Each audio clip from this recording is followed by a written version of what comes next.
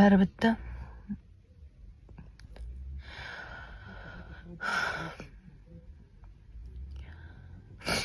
Осы күні үкім шығатын айта алмағам, себебі мен әке шешем бар. Үйде уайымдайтын бауырларым бар.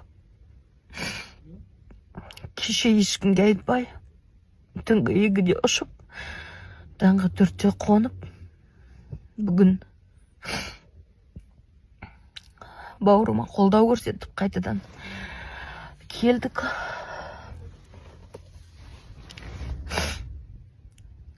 Прокуратура негізі, прокурорлар, бағандар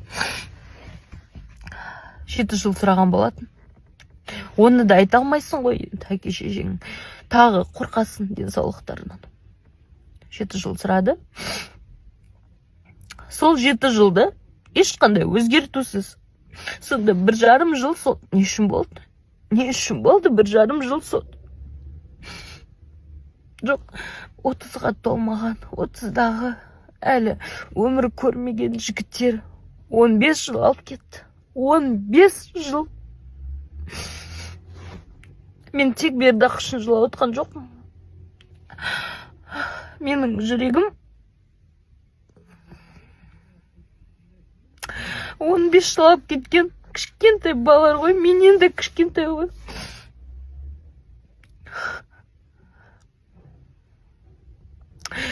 На мемлекет, неге көшіп келдік біз? Неге көшіп келдік?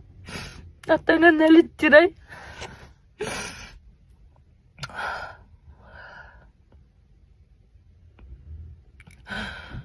Обал болды. Балаларыңызды патриот қылып өсірмеңіздер.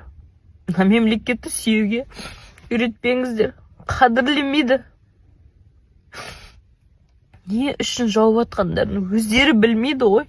Өздері ана статьяны білмейді ғой. Обал. Қандай сауатты, қандай мықты жігіттерден айырылып қалдық. 15 жылға қию деген өмірін сындырып тастау ғой. Қалай? Кішкентай бітті балалары бар олардың. Үйінде мамалары бар. Біз сияқты бауырлары бар. Олар тек олардың өмірін ғана күл талқан қылғанмен тұрмай, біздің өмірімізді құртты ғой. Мен жаңақ жерде 10 жылға қартайдым. 10 жылға. Садаға кеткір бұндай мемлекеттен. Аттың өшкір. Оңбайды. Бұл мемлекеттің саясаты осылай бара берсе, бұл мемлекет оңбайды. Қайрат Құдайбергенге сол 8 жыл. Бір қуантарлық әйтеуір Азамат Оспанов өткенде айттым ғой. Сол шықты. Азамат аға қуаныштымыз, әрине. Сол Азамат ағаның ізін басып балаларда шыға ма деп ойлағам. Ешқандай өзгерту болған жоқ. Ешқандай өзгеріс болған жоқ. Көзімізді бақырайтып қойып, көз алдымызда жала жапты. Айыптады. Тарих ақтап алады.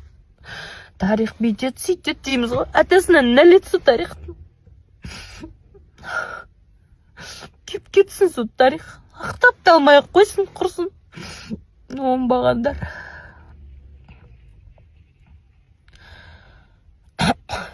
Бердаққа 7 жыл берді.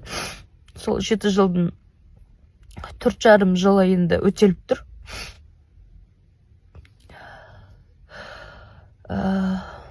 Бір сұрайтыным,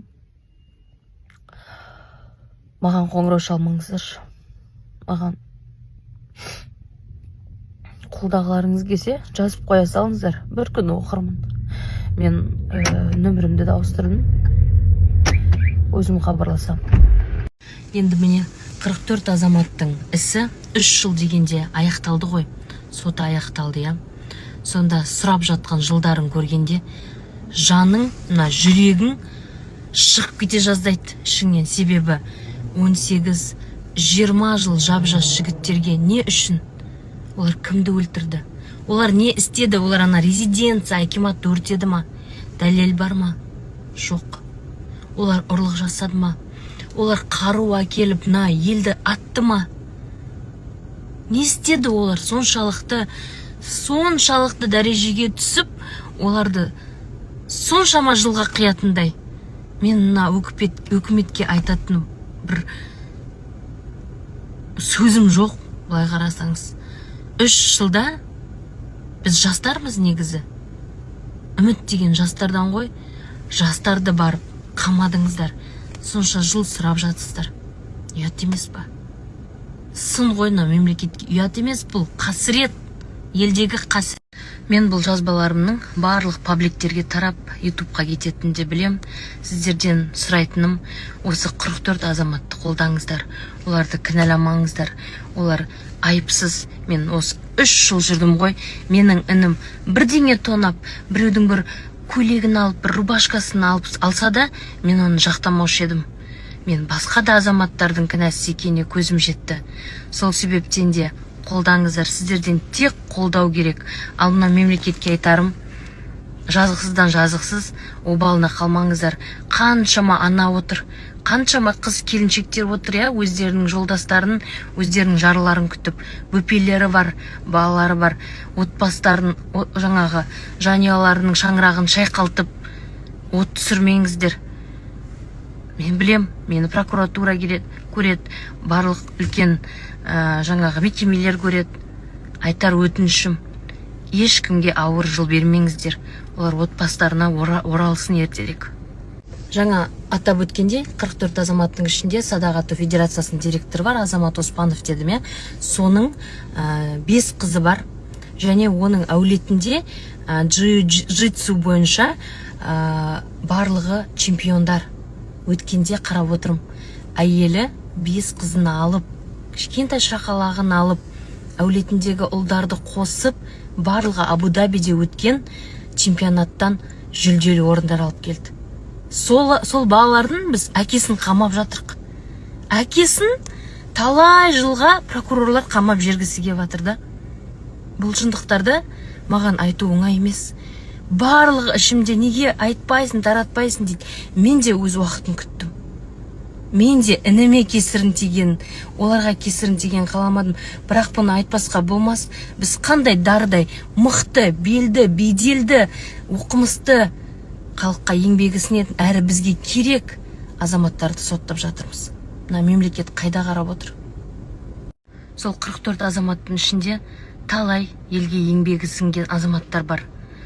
Спортсмендер бар. Қазақстан Республикасының Садақ ату федерациясының басшысы Азамат Оспанов бар, Қайрат Құдайбергенді онсыз да білесіздер. Арман Жұмагелдиевтің да қазақ спортына қосып жүрген үлесі бар. Оны өтірік деп айта алмайсыздар. Маған бәрі, ойбай, Арман аға деп жақтасып кетіпсің ғой дейді. Мен 3 жылда кімнің кім екенін көріп, көзім ашылды. Руслан Искаков бар, Қазақстан ұлттық қауіпсіздік қызметінің 5-ші басшысы. Мысалы, ол жерде жай адам отырған жоқ, патриоттар отыр. Бердақтың өзінің сіңірген елге еңбегі қанша. Тағы да қаншама балалар бар.